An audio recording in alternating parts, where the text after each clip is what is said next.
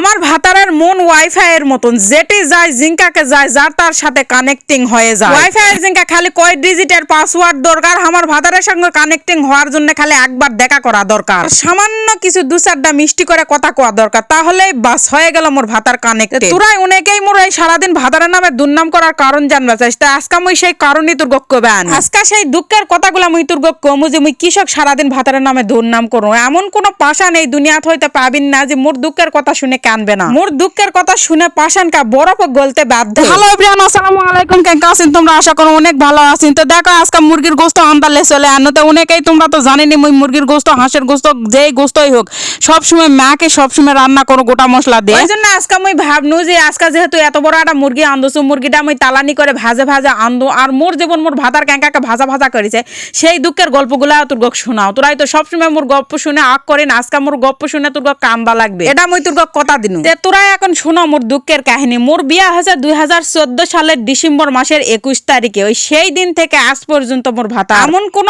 বছর নাই যে তার এই কানেক্টিং আর কানেক্টেড হওয়ার স্বভাবের জন্য মুই লস খাওনি আর মুই বাঁশ খাওনি। যাই তার সাথে আনা মিষ্টি করে কথা কয়, 2 মিনিট তার সাথে আনা ভালো ব্যবহার করে, তার সাথে আনা ভালো ইয়া করে, টাকাটা যে কোনো কিছু টাকাটা ললিপপ ধরে দেয়, তখনই তাই হয়ে যায় তার ফ্যান, তার ভক্ত। তখন থেকে তার পিছে এমন ঘোরা শুরু করে দিবে যে মুখ একেবারে ভুলে যাবে। বউ নামের কোনো জিনিস যে বাইত আছে তার আর মনে থাকবে না। ভাতের থালতে যদি বসে আর তাই যদি ফোন দিয়ে কয় চ অমুক জায়গার জামু, তে কোনো কথা নাই, মুখ কোয়া নাই, বুলা নাই, সুন্দর কাপড় পরলো আর চলে গেল তার সাথে। সিংকারা তারাও করে বছর ঘুরতে কি না ঘুরতেই তারা এটা একেবারে 10 হাতের অঝোরা বাঁশ তার পাশার মধ্যে দিয়ে দেয়, আর তখন তাই ছেঁকা খায় বেকা হয়ে আবার মুড়ি কাছে চলে আসে। কারণ ওই ঘুর ঘুর ফতেপুর যখন ধোকা খায় তখন আর যাওয়ার জায়গা না পায় ঘুরে মুড়ি কাছে চলে আসে। 2014 সালের ডিসেম্বর মাসে 21 তারিখে মোর ওর সাথে বিয়া হয়েছে। সেই দিন থেকে মুই ওক চিনু, আর যেই দিন থেকে মুই ওক চিনু সেই দিন থেকে আজ পর্যন্ত এই 11 বছরে মুই তাক 8 বার ধোকা খাওয়া দেখিছি। যখন ছেঁকা খায় তখন পীর হয়ে যায়, আর যখন সবকিছু ঠিক থাকে তখন আর তাক ধরে কে, তাই তো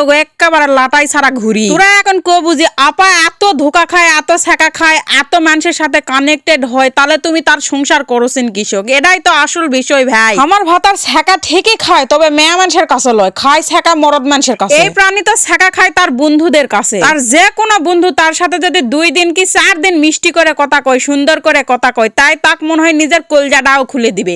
এ পর্যন্ত 2014 সাল থেকে এই 2025 সাল পর্যন্ত মুই তাক চিনু। এ পর্যন্ত বন্ধুকে কাছে ছেঁকা খায় তাই 25 থেকে 30 লাখ টাকা এ পর্যন্ত লস দিছে। কোন সময় বন্ধু করে খাওলাত দিছে, বন্ধুরা দায়নি। কোন সময় বন্ধুকে সাথে ব্যবসা করবা যায় লস খাইছে, আবার কোন সময় দেখা যাচ্ছে যে ব্যবসা করেছে লাভ ঠিকই আছে, কিন্তু বন্ধুরা ধোকা দিয়ে পাছা মারে চলে গেছে। এই প্রাণীটা যে এতই সহজ সরল যে সারা জীবন নিজে পরিশ্রম করে মানুষক বড়লোক বানিয়ে চলে গেল, তার এই সরলতার জন্য এত এত ধোকা খাইছে যে আমার ছেলেকে ভবিষ্যৎ পর্যন্ত নষ্ট করে দিছে। তোরাই তো জানিনি আজকে কোনো ভিডিও দিয়া পারিনি, কারণ আজকে গেছো আডা মানুষের থেকে টাকা তুলবা সেই গুডুম্বা এইদিকে আকেলপুরের এলাকার যারকে বাড়ি তারাই চিনবে। ভাই বিশ্বাস করে টাকা হাওলাত দেওয়া সোজা, কিন্তু টাকা তোলা যে এত কঠিন, যাই টাকা তুলবা যায় তাই জানে। 6 লাখ টাকা বিদেশ যাওয়া মানুষক দিয়ে আছে, আর এখন টাকা লিবা গেলে কয় যে ঝাঁটাতে ধাবরে বাইর থেকে বেরকে দে। এই তো মানুষের চরিত্র ভাই। এই লোক যেটি যায় সেটি ধরা খায়, যার সাথেই কানেক্টেড হয় তার সাথেই ধরা খায়। কি কর্ম কো তোরাই কো, তামানের কাছে ধোকা খায়, আমিও কি ধোকা দিমু? তাই তার নামে বিভিন্ন ধরনের বদনাম করে নিজের মনের জ্বালা মিটায়। করার আর কি আছে ভাই? যাই হোক মানুষটা কিন্তু অনেক ভালো।